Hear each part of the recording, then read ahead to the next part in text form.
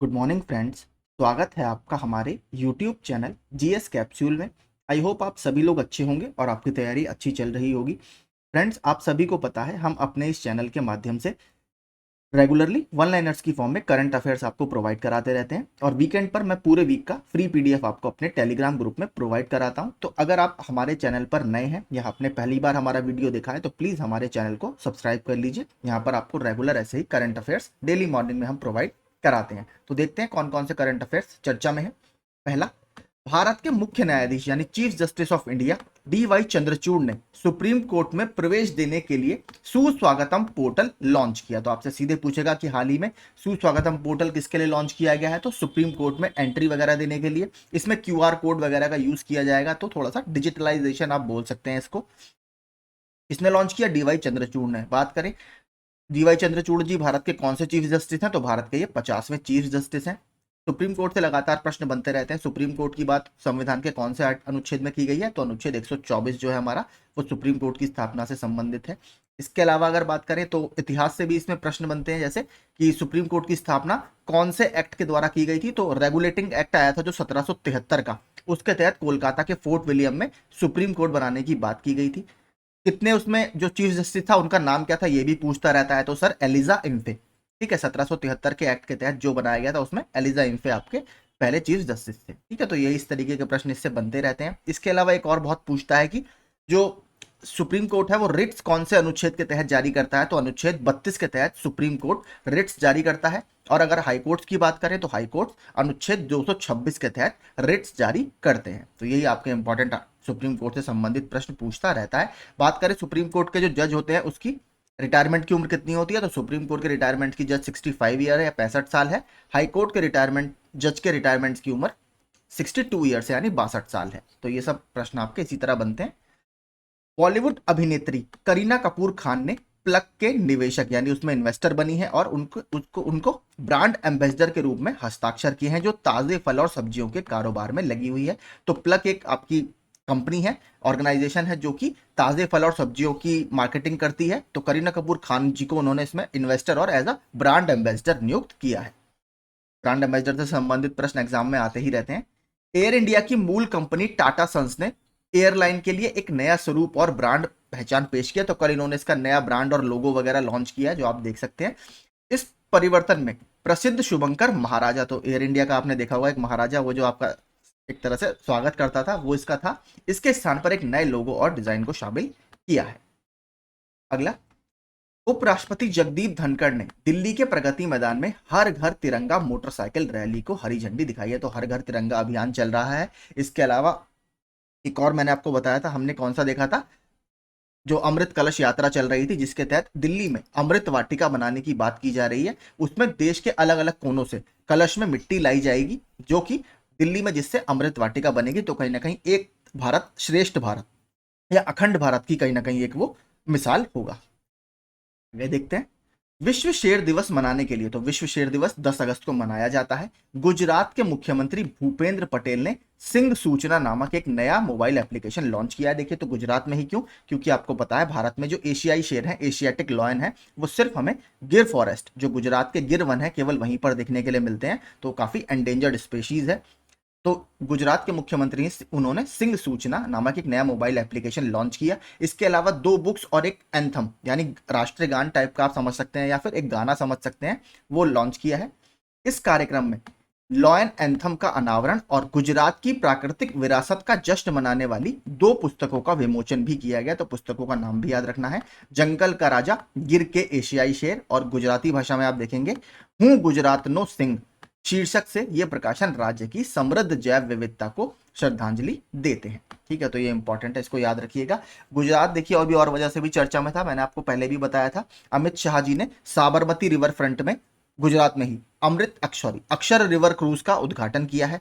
अभी हाल ही में गुजरात के मेहसाणा में देश का पहला सहकारी रूप से संचालित सैनिक स्कूल का भी इनॉग्रेशन किया गया है। इसके अलावा गुजरात राज्य का पहला ग्रीनफील्ड एयरपोर्ट, जो कि हीरासर एयरपोर्ट के नाम से है, राजकोट के पास स्थित है, उसका भी उद्घाटन अभी हाल ही में किया गया था। याद रखिएगा, गुजरात का पहला ग्रीनफील्ड एयरपोर्ट है। सीधे भी आपसे पूछ सकता है कि नाम क्या है, तो हीरासर नाम है उसका। ठीक है, हीरासर एयरपोर्ट।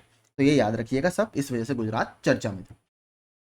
अपनी सांस्कृतिक और भाषाई विरासत को अपनाने के उद्देश्य से एक महत्वपूर्ण कदम में केरल विधानसभा ने एक प्रस्ताव पारित किया है, जिसमें केरल सरकार जिसमें केरल जो सरकार है, राज्य सरकार, उन्होंने केंद्र सरकार से ये रिक्वेस्ट की है कि केरल का नाम बदलकर आप केरलम इसे कर दें, क्योंकि केरल की जो भाषा है वो मलयालम है, तो मलयालम भाषा में केरलम वगैरह उसको लिखा जाता है।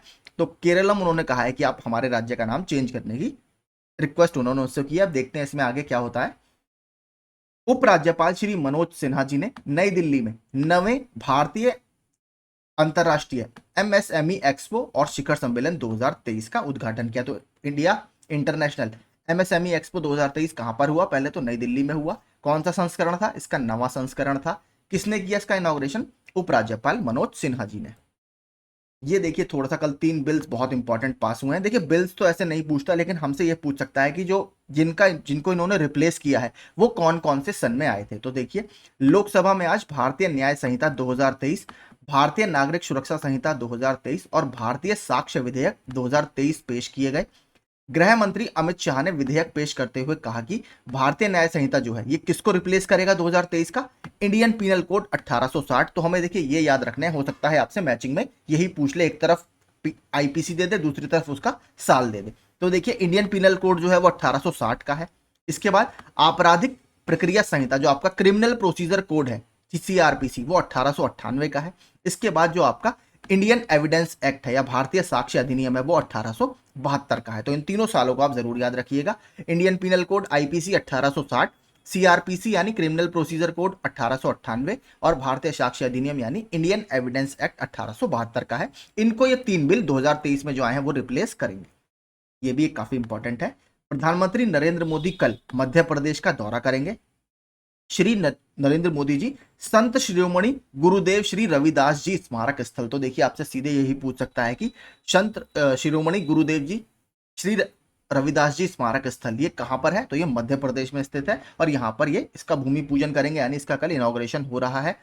इस स्मारक की निर्माण करीब 11.5 एकड़ में किया जा रहा है और 100 करोड़ रुपए से, ठीक है, लगभग 100 करोड़ रुपए से अधिक की लागत से इसमें काम किया जाएगा। तो देखिए सब काफी इंपॉर्टेंट है, ये स्मारक स्थल होने वाला है।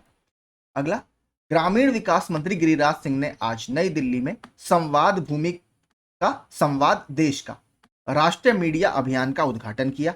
इस अभियान का उद्देश्य क्या है? इसका मुख्य उद्देश्य भूमि अभिलेखों जो आपके लैंड रिकॉर्ड्स हैं उसके कंप्यूटरीकरण और भू संपत्तियों मानचित्रों के डिजिटलीकरण की संतृप्ति के बारे में लोगों को जागरूक करना है कि इसके क्या क्या फायदे होंगे आपके, अगर आप लैंड रिकॉर्ड्स का मॉडर्नाइजेशन कराएंगे, डिजिटलाइजेशन कराएंगे। तो उससे संबंधित एक नया संवाद था। तो संवाद भूमि का संवाद देश का गिरिराज सिंह ने इसको स्टार्ट किया। कहां पर? नई दिल्ली में। नीति आयोग के अटल नवाचार मिशन ने भारतीय अंतरिक्ष अनुसंधान संगठन यानी इसरो के साथ मिलकर देश के स्कूली छात्रों के लिए national space innovation challenge 2023 launch किया। तो देखिए स्पेस है तो इसरो तो आपको पता होगा, लेकिन इसके साथ किसने टाई अप किया है? नीति आयोग के अटल इनोवेशन मिशन यानी अटल नवाचार मिशन ने इस पे टाई अप किया है। अगला देखिए, भारत ने तो अभी चंद्रयान 3 छोड़ा ही है, उसके साथ साथ रूस ने भी अब एक और नया स्पेसक्राफ्ट छोड़ दिया है।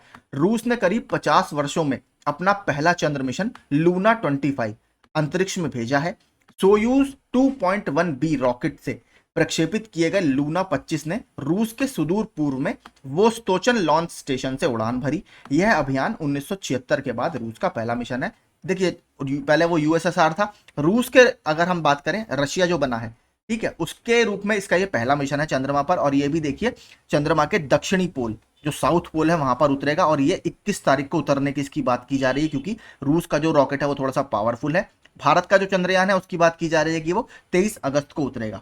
ठीक है, साउथ पोल पर अभी तक चंद्रमा के कोई भी देश लैंडिंग नहीं कर पाया है। अगर रूस करेगा तो रूस पहला देश बन जाएगा, अगर भारत करेगा तो भारत पहला देश बनेगा जो साउथ पोल पर लैंड करेगा। तो देखते हैं, रूस की जो डेट है वो 21 तारीख प्रस्तावित है, भारत की जो डेट है चंद्रयान 3 की वो 23 तारीख प्रस्तावित है। तो देखते हैं, क्योंकि इसमें देखिए लैंडर वगैरह को देखना पड़ता है, पूरा जो कैमरेज वगैरह लगे रहते हैं उसमें कैमरा लगे रहते हैं, वो लैंडिंग की जगह देखता है, अदरवाइज वो थोड़ा सा उसको पोस्टपोन भी कर सकते हैं। तो अब देखते हैं कुछ क्वेश्चन आंसर जो चर्चा में रहे। नई दिल्ली में 9वें इंडिया इंटरनेशनल एमएसएमई एक्सपो और शिखर सम्मेलन का उद्घाटन किसने किया? तो हमने ऊपर बात करी थी, मनोज सिन्हा जी ने किया। 13वें वार्षिक एंटरप्रेन्योर इंडिया अवार्ड्स में tech startup of the year, AI मतलब आर्टिफिशियल इंटेलिजेंस का अवार्ड किसे दिया गया है? जियो हैप्टिक को अवार्ड दिया गया है। रिजर्व बैंक ऑफ इंडिया ने यूपीआई लाइट के लिए पेमेंट लिमिट को बढ़ाकर कितना करने का प्रस्ताव दिया है? तो 500 इन्होंने करने का इसको प्रस्ताव दिया है। इसके अलावा अभी मॉनेटरी पॉलिसी कमेटी जो मौद्रिक समिति होती है उसकी बैठक हुई थी, तो उन्होंने रेपो रेट को 6.5% पर मेंटेन रखा है, उसको नहीं बढ़ाया या कम किया गया। किस राज्य की विधानसभा ने एक प्रस्ताव पारित कर केंद्र से राज्य के नाम में परिवर्तन करने का आग्रह किया है? तो किसने किया है? केरल सरकार ने। क्या नाम करने का आग्रह किया है? केरलम। किस इंश्योरेंस कंपनी ने व्हाट्सएप और यूपीआई के माध्यम से प्रीमियम पेमेंट सेवा शुरू की है? तो टाटा एआईए ने यह प्रीमियम पेमेंट सेवा शुरू की है। Multilateral naval exercise Malabar 2023 Australia के किस शहर के तट पर शुरू हुआ है? तो ऑस्ट्रेलिया में ये पहली बार आयोजित किया जा रहा है, इसलिए इंपॉर्टेंट हो जाता है, और ऑस्ट्रेलिया के सिडनी के हार्बर पर यह शुरू किया गया है।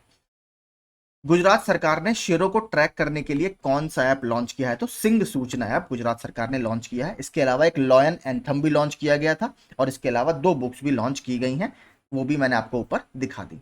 ठीक है, तो यही देखिए हमारे सारे करंट अफेयर्स चर्चा में थे। कल पूरे हफ्ते का फ्री पीडीएफ आपको टेलीग्राम ग्रुप में मेरे मिल जाएगा, तो आप उसको वहां से डाउनलोड कर पढ़ सकते हैं। उसमें सारे वन लाइनर करंट अफेयर्स भी होंगे और सारे क्विज भी होंगे जो पूरे हफ्ते चर्चा में रहे। आराम से आपको 60-70 क्वेश्चन मिल जाएंगे और आपको सारे इंपॉर्टेंट एमसीक्यू मिल जाएंगे। चलिए ठीक है, फिर अपनी तैयारी आप करते रहिए। मेरी तरफ से आप सभी को ऑल द वेरी बेस्ट।